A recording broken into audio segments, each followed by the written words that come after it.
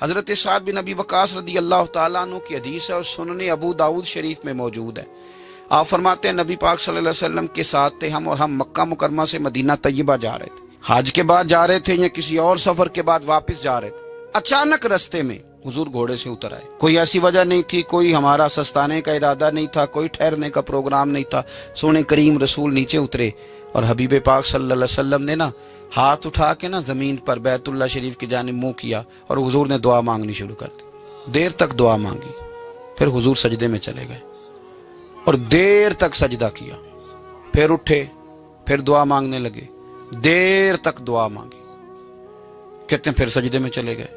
پھر دیر تک سجدہ کیا، پھر تیسری دفعہ اٹھے دعا مانگی اور لمبی دعا مانگی، پھر سجدے میں چلے گئے اور دیر تک سجدہ کیا۔ حضرت سعد بن ابی وقاص رضی اللہ تعالیٰ عنہ بڑے جرنیل قسم کے، بہادر قسم کے، لشکر و سپاہ کی قیادت کرنے والے صحابی اور بڑے بیدار مغز، حاضر ذہن رکھنے والے آدمی، فرمانے لگے جب سرکار نے وہ 3 دفعہ کام کیا اور حضور صلی اللہ علیہ وسلم نے بڑے انہماک سے سجدہ کیا اور پیشانی مبارک نے خوب ذوق لیا سجدے کا اور دعا کی تو بڑے ذوق سے، اور 3 دفعہ وقفے سے یہ کام ہوا، تو جب سرکار اٹھے تو میں نے فٹافٹ عرض کی، میں نے کہا یا رسول اللہ غلاموں کو بھی ذرا سمجھا دیں، ہم تو روز ہی آپ کے جلووں کا نیا رنگ دیکھتے ہیں پر یہ بھی ایک انوکھا رنگ دیکھا ہے۔ فرمائے تو حضور فرمانے لگے میں جا رہا تھا، رستے میں پھر مجھے امت کی بخشش کا خیال آ گیا۔ یعنی مکہ سے نکل رہے ہیں، مدینہ شریف ابھی پہنچے نہیں، وہ بھی حرم ہے یہ بھی حرم ہے، یہاں بھی دعا حضور نے کی، وہاں بھی حضور ہر نماز میں کرتے ہیں، یہاں درمیان میں پھر خیال آ گیا اللہ انہیں معاف کر دے، اللہ انہیں بخش دے۔ تو حضور فرماتے ہیں میں نے ہاتھ اٹھا کے دعا مانگی اور میں نے لمبی دعا مانگی، میں نے مالک کو منایا، اس کریم کو راضی کیا، تو مجھے پیغام ملا کہ محبوب 1/3 امت اللہ نے بخش دیا آپ کی۔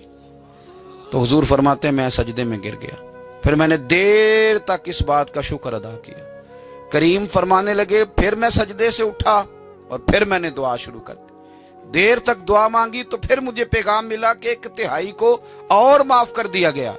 حضور فرماتے ہیں پر اس کے شکر میں نے سجدہ کیا، دیر تک سجدہ کیا، 1/3 ابھی رہ گئی تھی۔ تو حضور فرماتے ہیں پھر میں نے لمبی دعا مانگی، پھر لمبی دعا مانگی، پھر لمبی دعا مانگی، دیر تک دعا مانگی تو آ گیا پیغام کہ محبوب راضی ہو جائیں، اللہ نے ساری امت کی معافی کا فیصلہ فرما دیا۔ تو حضور فرماتے ہیں پھر میں نے تیسرا سجدہ کیا اور سجدہ شکر کیا۔ فاضل بریلوی فرماتے ہیں ماہ مدینہ اپنی تجلی عطا کریں، یہ ڈھلتی چاندنی تو پہر 2 پہر کی ہے، اصل کریم کا کرم وہی ہے جو مدینے والے رسول کی صورت میں ہمیں عطا کیا گیا۔